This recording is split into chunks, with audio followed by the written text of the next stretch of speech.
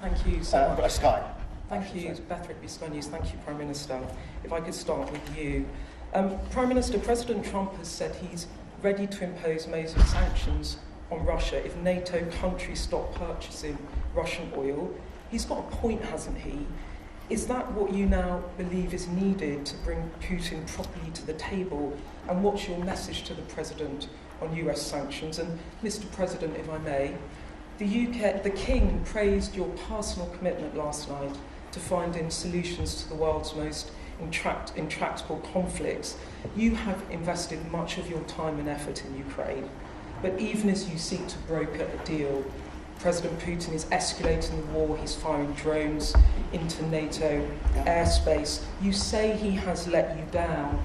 Was it a mistake to invite him to Alaska? Do you regret it? No. And is it time to squeeze him, sir, and scare him and impose sanctions? And finally, if I may, the elephant in the room, Lord Mandelson, he is no longer the ambassador. Do you have some sympathy with him that he lost his job over historic links to Jeffrey Epstein? Thank you very much, I don't sir. know him, actually.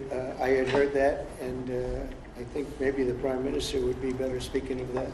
That was a choice that he made, and I don't know. What is your answer to that? Well, I mean, it's very straightforward. Some information came to light last week which wasn't available when he was appointed, and I made a decision about it, and that's very clear. On the question of the pressure on Putin and on Russia, which is obviously really important, look, I think it is a challenge to Europe. There are a number of European countries which are too reliant on energy from Russia.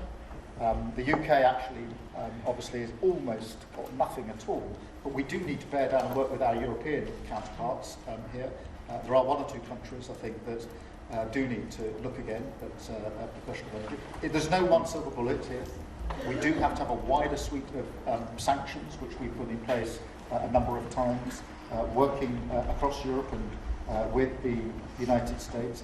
And of course we must, and we are, making sure that Ukraine is in the strongest position now, because one of my long concerns here has been that whilst we talk about a ceasefire, and we all want a ceasefire, and we talk about what might happen after a ceasefire, we mustn't forget that Ukraine needs our support now. And we've said we stand with Ukraine from the start to finish, and that means we must continue to supply them with what they need in order to fight this war, which of course resulted from and is a result of Russian aggression. We have particularly done the sort of leadership role in the coalition of the willing, so that if there is a ceasefire and if there is a deal, and I do hope there is, that is then lasting and not then broken, because given previous history, I don't trust Putin. Thank you.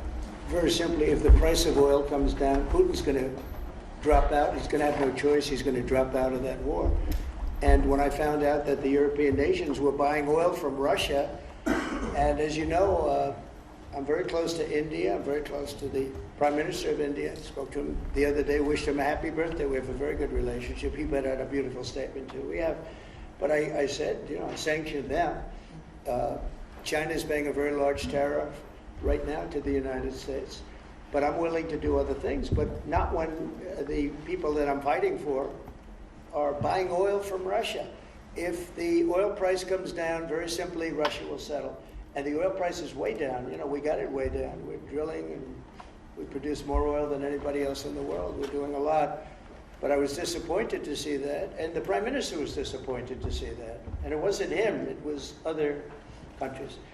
And you can't do that. You can't do that. You can't. That's not playing fair with the United States, and we can't have that. Thank you. Thank you very much indeed. Thank you.